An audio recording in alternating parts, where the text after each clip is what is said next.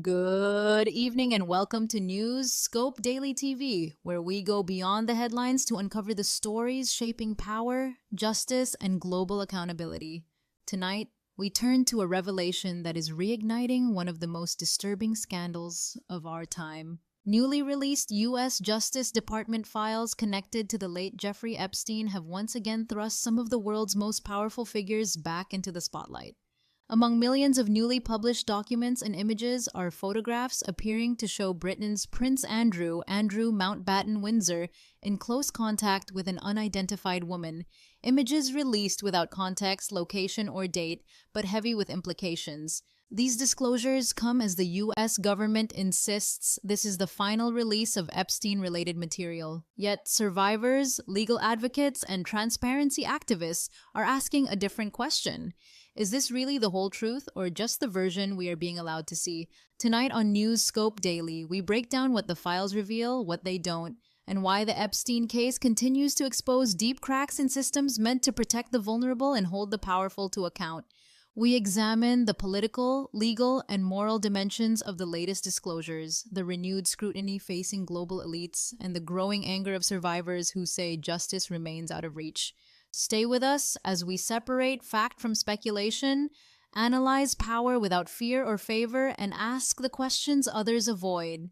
The release of a massive final tranche of documents linked to the late American financier and convicted sex offender Jeffrey Epstein has reignited international controversy, renewed public outrage, and reopened painful wounds for survivors. Among the more than 3 million documents and images published by the U.S. Department of Justice under the Trump administration are photographs that appear to show Prince Andrew, Duke of York, Andrew Mountbatten Windsor, crouched over and touching an unidentified woman.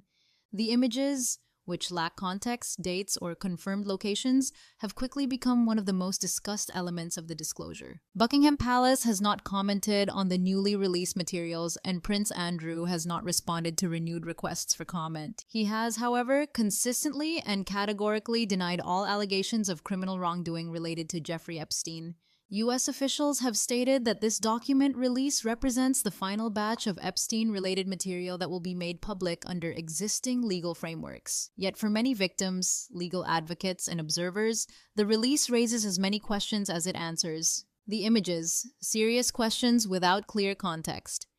Among approximately 181 images included in the release are photographs that appear to show Prince Andrew kneeling over and physically touching a woman whose identity has been concealed. The lack of accompanying information, no date, no location, no explanation, makes it impossible to draw definitive conclusions about the circumstances under which the images were taken. Nevertheless, their inclusion in the Epstein archive has fueled renewed scrutiny of Prince Andrew's judgment and past associations. Legal experts emphasize that images alone do not constitute proof of criminal conduct, but acknowledge that the optics are troubling, particularly given Andrew's long-documented relationship with Epstein. Prince Andrew's association with Epstein has been a subject of controversy for more than a decade, especially following Epstein's 2008 conviction for sex offenses involving minors. Despite this conviction, Andrew maintained contact with Epstein for years afterward, a decision widely criticized as a profound lapse in judgment. Emails reveal continued contact after Epstein's conviction. The latest document release includes a 2010 email exchange that has drawn particular attention. The correspondence, occurring 2 years after Epstein's conviction, suggests that Epstein proposed introducing Prince Andrew to a 26-year-old Russian woman during a visit to London. In the exchange, Epstein describes the woman as 26, Russian, clever, and beautiful, adding that she already had Andrew's email address. Prince Andrew reportedly replied that he would be delighted to see her and asked whether she would be bringing a message from Epstein. While no evidence suggests the meeting ever occurred or involved criminal activity, critics argue the email further demonstrates poor judgment by the prince in continuing social interactions facilitated by Epstein long after his criminal record was established. Wider fallout: Peter Mandelson and other high-profile figures. The files also revive scrutiny of Lord Peter Mandelson, a senior British political figure who resigned last year as the UK's ambassador to Washington after revelations that his relationship with Epstein was deeper than previously acknowledged. According to the documents, Epstein allegedly transferred £10,000 to Mandelson's then-partner, now husband, Reynaldo Avila da Silva, to help cover the cost of an osteopathy course. Lord Mandelson has described his association with Epstein as a terrible mistake and insists he was unaware of Epstein's crimes at the time. Other prominent names appear in the documents, though in many cases without evidence of criminal conduct. Bill Gates, the Microsoft co-founder, is referenced in a document written by Epstein that suggests Gates contracted a sexually transmitted disease. Gates has categorically denied the claim, calling it absurd and false. Elon Musk emails, invitations declined, context clarified. The release also includes email correspondence between Epstein and tech billionaire Elon Musk. In one 2012 message, Musk asked Epstein which day or night would host the wildest party on Epstein's private island. There is no evidence that Musk ever traveled to the island or participated in Epstein-related activities. Musk later addressed the emails publicly, stating that he declined repeated invitations to visit Epstein's island or fly aboard the so-called Lolita Express. Writing on X, formerly Twitter, Musk said he had actively pushed for the release of Epstein files and welcomed transparency, while acknowledging that some email exchanges could be misinterpreted or weaponized by critics. Victims speak out. Anger, betrayal, and trauma renewed. Perhaps the most severe backlash has come from survivors and their legal representatives, many of whom argue that the document release has caused renewed harm rather than closure. Prominent civil rights attorney Gloria Allred, who represents several Epstein survivors, said some victims were devastated to discover that their names had been publicly revealed, despite assurances from the Department of Justice that identities would be protected. For many of my clients who have been Jane Doe for years, their names were published, she said. This is devastating. They had little trust in the government before, now they have none. Allred criticized the Justice Department's handling of the release, calling it at best sloppy and at worst suggestive of a cover-up. She strongly rejected claims by officials that the disclosures would bring closure to victims. Justice Department response: no evidence of a wider conspiracy. At a press conference, Deputy Attorney General Todd Blanche, who also serves as President Trump's personal lawyer, stated that the department found no evidence of co-conspirators who could be criminally prosecuted. If there were evidence, we would be prosecuting, Blanche said, emphasizing that the release materials do not support claims of a broader criminal conspiracy involving Epstein's associates. Officials maintain that withheld or redacted documents were excluded for legal reasons, irrelevance, or to protect victims' identities. However, critics point out that while approximately 3.5 million documents were released, authorities had previously acknowledged reviewing as many as 6 million, leaving millions unaccounted for. Political and media impact. Bigger in Britain than America. Interestingly, the political and media impact of the disclosures appears to be greater in the United Kingdom than in the United States. Several major U.S. news outlets did not lead with the story, while British media has devoted extensive coverage due to the involvement of Prince Andrew and Lord Mandelson. Correspondents note that this difference reflects both cultural sensitivities and the symbolic weight of the British monarchy, where issues of reputation, accountability, and institutional integrity carry exceptional public importance. Legal path forward, limited options, ongoing pressure. Legal experts suggest that survivors have limited legal avenues to force further disclosures. Current laws grant significant discretion to the Department of Justice regarding confidentiality and redaction decisions. Nevertheless, political pressure is unlikely to subside. Advocacy groups, survivors, and transparency activists continue to call for the full release of all Epstein-related materials, arguing that only complete disclosure can restore public trust and ensure historical accountability. An unfinished story. Despite official claims that this marks the final release of Epstein-related files, few believe the controversy is over. The combination of missing documents, redacted material, and newly revealed associations ensures that public suspicion remains. For Prince Andrew, the latest revelations represent yet another chapter in a long-running reputational crisis. For Epstein's victims, they are a painful reminder that justice, closure, and truth remain incomplete. As governments attempt to draw a line under the Epstein affair, survivors and the public continue to ask the same question. What is still being withheld and why?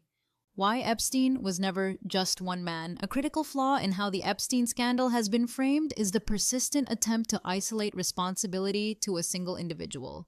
Jeffrey Epstein did not operate in a vacuum. His activities unfolded across multiple jurisdictions, involved private aircraft, offshore accounts, diplomatic protections, and elite social networks, and continued for years despite repeated warnings, complaints, and documented abuses. This raises a fundamental question. How could such a system exist without institutional complicity or willful blindness? The documents released so far reinforce the perception that Epstein functioned as a connector, not merely a perpetrator, someone who facilitated access, introduced individuals, arranged logistics, and created environments where power imbalances were exploited. Yet the Justice Department maintains there is no evidence of co-conspirators worthy of prosecution. For many observers, that assertion clashes sharply with the operational reality revealed by the files. The accountability gap, evidence versus prosecution. One of the most controversial aspects of the latest release is the disconnect between documented interactions and legal outcomes. The files show patterns of contact, travel discussions, financial assistance, and social introductions involving some of the world's most powerful individuals. However, prosecutors argue that association does not equal criminal liability. Legally, this distinction is accurate. Morally and institutionally, it is deeply unsettling. The Epstein case highlights a broader issue in elite accountability. Informal power networks leave little paper trail. Criminal thresholds are high. Victims often lack contemporaneous evidence. Time delays erode prosecutable cases. As a result, wrongdoing may be structurally visible but legally unreachable. This is not unique to Epstein. It reflects a recurring pattern in cases involving wealth, influence, and transnational elites. Why so many documents remain unreleased? The unresolved question of the missing 2.5 million documents has become central to public mistrust. Official explanations cite irrelevance, legal privilege, and victim protection. Critics counter that relevance is often defined by those with the most to lose. In large-scale investigations, relevance is not a neutral category.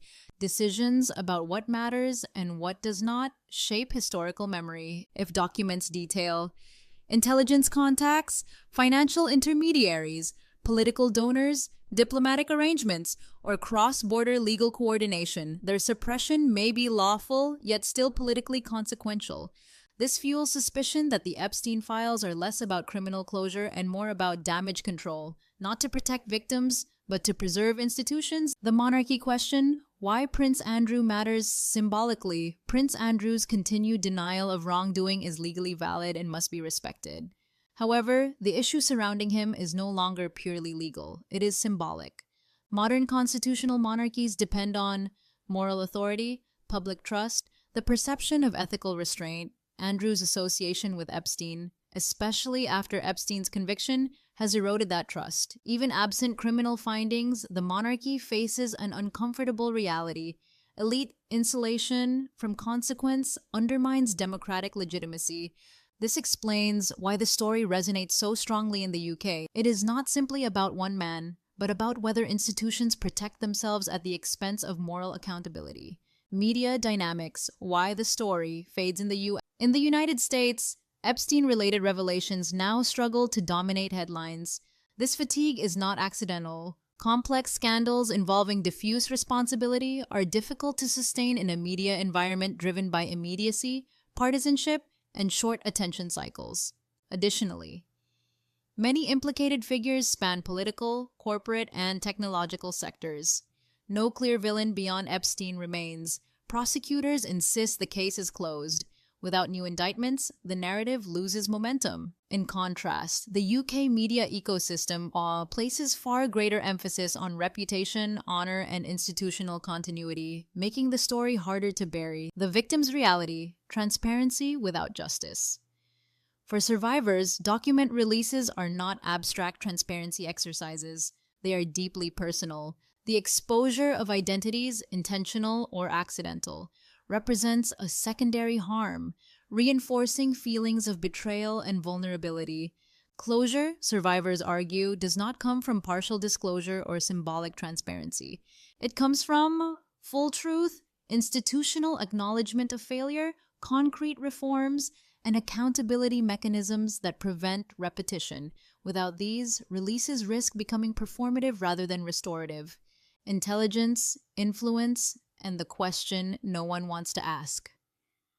One of the most sensitive and largely unspoken questions remains: what role, if any, did intelligence services play in Epstein's rise and protection?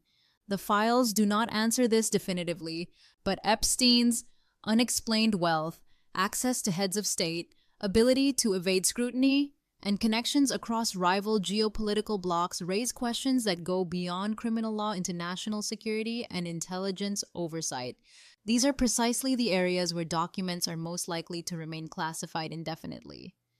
A case closed on paper, not in public memory. Officially, the Epstein case may be closed. Politically, morally, and historically, it is not. The continued release of fragments, images without context, emails without outcomes, names without charges, creates a lingering sense of unfinished reckoning. The state insists there is nothing more to see. The public suspects there is much more that will never be shown. Until transparency is matched by institutional accountability, the Epstein files will remain less a resolution than a reminder that in systems of extreme power inequality, justice often stops where influence begins. As we've seen tonight, the release of millions of Epstein-related files may mark an official end for investigators, but it is far from the end of public scrutiny. The documents raise troubling questions about judgment, accountability, and the limits of justice when influence and power intersect. For survivors, the pain has not faded. For institutions, trust remains fragile. And for the public, the central issue endures. Can transparency exist without accountability? And can justice be claimed without the full truth? At News Scope Daily TV, we will continue to follow this story wherever it leads, because silence protects no one, and unanswered questions only deepen public distrust. If you found this report informative and important, please like this video, share it with others, and subscribe to News Scope Daily TV for in-depth reporting you won't find anywhere else. Your support helps us keep bringing you independent analysis, global perspectives, and stories that matter. Thank you for watching. Stay informed, stay critical, and we'll see you in our next report.